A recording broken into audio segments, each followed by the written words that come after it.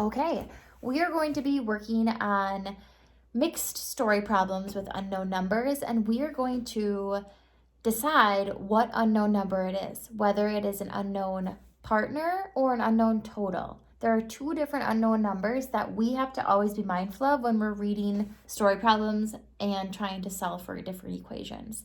Last week, there was a couple story problems that some of us kind of struggled on because the way they worded it was a little bit weird and because the numbers were a little bit higher. So what I'm going to do is I am going to show you a couple different strategies that you can use when coming across these different story problems, as well as review on some of the skills that we've already been working on. So I'm going to turn the camera so you can see my workspace. And if you don't have a piece of scrap paper or notebook paper or something to write with, I would suggest go getting one if you can, so you can work with me. All right, let me turn you around. Okay, before we jump into the story problems, I'm going to quickly review unknown partners and unknown totals because knowing the difference between those two truly help deciding what to do in a story problem. So if I had a math mountain that showed 16 as my total, 4 as one of my partners, and the other one is unknown. A story problem that would match this math mountain would probably sound like there are 4 kittens eating food. Some more kittens come. Now there are 16 kittens eating food. How many kittens came? So that's asking you right here. I don't know this partner, but I do know this partner. This is the one that they started out with. So started with 4 kittens eating. Then some more came, and now there are 16. How many more came? I'm solving for an unknown partner. An unknown total, it would look like this. Again, we don't know the total, so that has to be the unknown. I do know that we have 4 kittens that are drinking milk and 12 kittens that are eating, but I don't know how many kittens in all are by the food dishes. I need to solve for that by finding the total of these two, right? We know this. This is definitely a review from the beginning of the school year, but this would be written as 4 plus 12 is equal to what number, for example? Okay, now that we've freshened our memories on unknown numbers, we are gonna dive into those story problems. There were 19 leprechauns playing outside. 9 of the leprechauns were wearing hats. How many were not wearing hats? So let's truly think of the story problem and ask ourselves, what is it asking us to solve for? I'm going to read it one more time, and you think of whether or not you hear a partner, whether or not you hear 2 partners, one partner and a total. We have to figure that out so it can help us solve it. There were 19 leprechauns playing outside. 9 of the leprechauns were wearing hats. How many were not wearing hats? Okay, so you should have been thinking to yourself, or what information is it giving us? Let's draw our math mountain so it helps us organize our thinking a little bit. Do we know a total was given to us in the story problem? I think it was, because it told us there was a certain amount of leprechauns playing outside. How many? 19. Our total is 19. Okay, so 19 leprechauns were playing outside. Do we know one of the partners? Yes, they told us 9 were wearing hats. But then at the end, let's go back to the question. What did it ask us? How many were not wearing hats? We don't know this partner. That tells us that we are solving for an unknown partner. So now that we have our math mountain set up, we can choose whatever equation that's going to work best with our learning style. It doesn't matter which one, because either way you'll get the correct answer. You could do an addition one, or you could do a subtraction one. What would the addition equation look like from our math mountain? Yep, 9 plus what number is equal to 19? Exactly. Okay, what would the subtraction problem look like? Yep, 19 minus what number is equal to 9. Exactly. And we know that it could be different, right? It could be 19 minus 9 equals what number? So from here, we would be able to choose which equation, whether it's an addition or a subtraction one, is going to be best for us to work with. You could maybe choose the addition one and then check it with a subtraction one as well. It's up to you how you kind of go about this. But now that we have it set up, let's work with the 19 minus what number equals 9. I can make a 10 strategy because my one partner that's given to me is smaller than a 10. So I can make a 10 because I don't have a 10 yet. So here I have 9 plus what number? Plus what number is equal to, and remember, our total is always the total that was given to us. Okay, so we know that in Make a 10 strategy, our first step is to make a 10. Exactly, it has a name for a reason. You're making a 10. 9 plus what is equal to 10? 9 plus 1. Now, the third step is to get your 10 to the total. And our total is 19. So 10 plus what number is equal to 19? 9. Then to get our answer for the unknown partner, we have to add the two numbers that were not given to us that we had to try to solve for. 1 and 9. And 9 plus 1 is easy peasy. 19 minus 10 is equal to 9.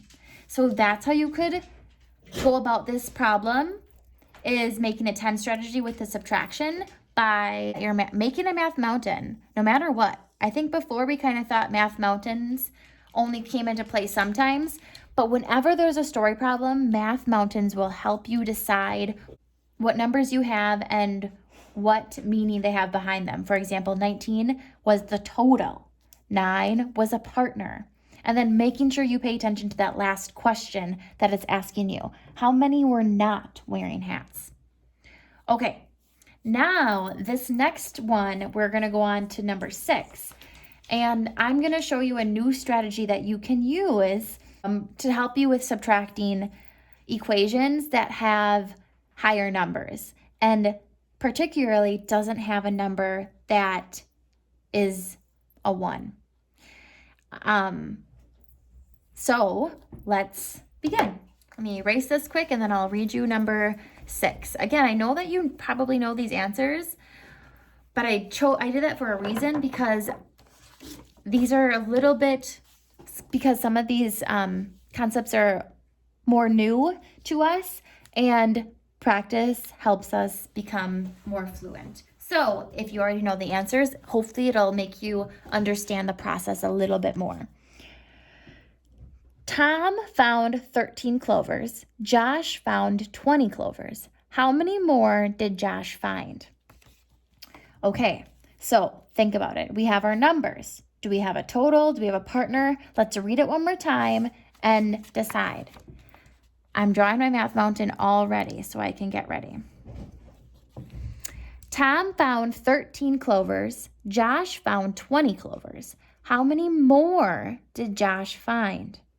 So boys and girls, do we know a total in here? I think we do. What is our total? Our total is 20. And one of the partners that was given is 13. Now let me explain this. Okay, so Josh, I'm going to do a J, found 20 clovers, and Tim found 13 clovers. It asked us at the end, how many more did Josh find? The way it's worded in here makes us think of a certain equation. What do you think it is? If you're trying to find how many more somebody got than you, you're finding the difference. And when you find the difference, typically you think of subtraction. Okay, so Josh has 20 and Tim has 13. If you read that question at the end, it says, how many more did Josh find? How many more did Josh find? I'm not going to play around with that.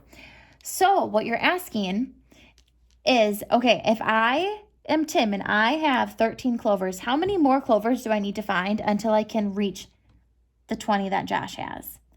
You're going to solve for that by finding the difference. And when you find the difference, you typically subtract. So, with that being said, do we know how many more we need to add to 13 to get to 20 to find that difference? No.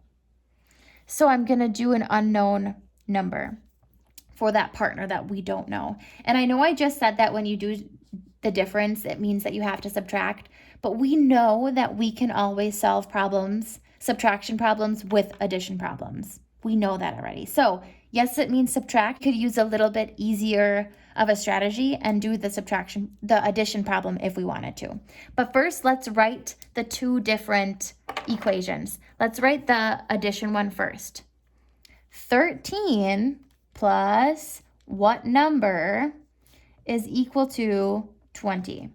Or we could do the subtraction problem, which is 20 minus 13 is equal to what number? So now, friends, last equation, we did a make a 10 strategy. We can't do a make a 10 strategy for this one because look at the number that was given to us. I'm bringing it real close. What was the given partner? 13. And ask yourselves, is 13 higher than 10? Is it more than 10? Yeah, it's greater than 10. By how many more? Let's think. 10, 11, 12, 13. By 3 more. This is where that new type of number line strategy is going to come in.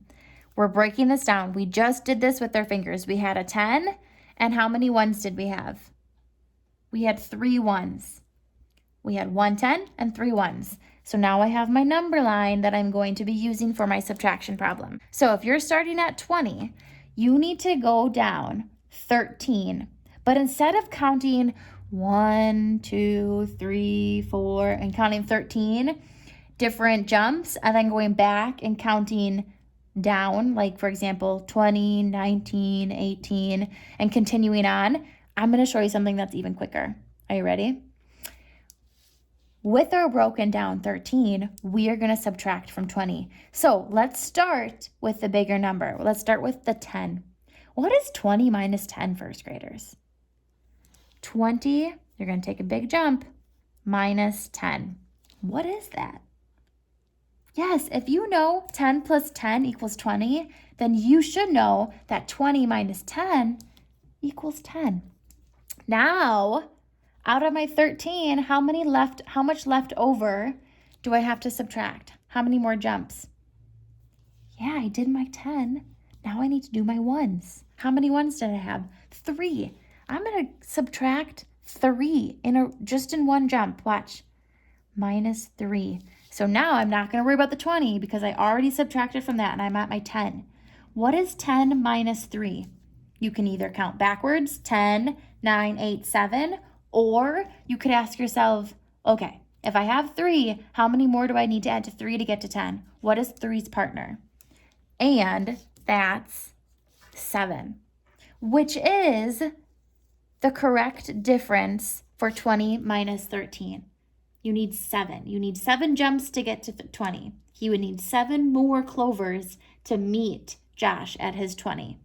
I know this was a long video and it was a lot of me talking, but I really hope that these different strategies and that kind of new number line one that I just introduced, which I will talk more about next video, but this one was just getting pretty long. Anyways, I hope that these can help you when you come across story problems that have bigger numbers, and sometimes they're not only within 1 to 10 and they're higher than the teens. So I'm hoping these strategies will help you. And if it's a little bit confusing and you want to go back and pause and retry and maybe come up with your own equations, that would be awesome. I would really love that. So I hope this really helps all of you. And if you have any questions or if it really didn't make sense, tell your mom, tell your dad, tell your grandma, sister, whoever's home with you, tell them. And we will set up maybe our own Zoom, me and you, or like a phone call where I can help you out with these story problems and you can ask me those questions. All right, I'm going to let you go.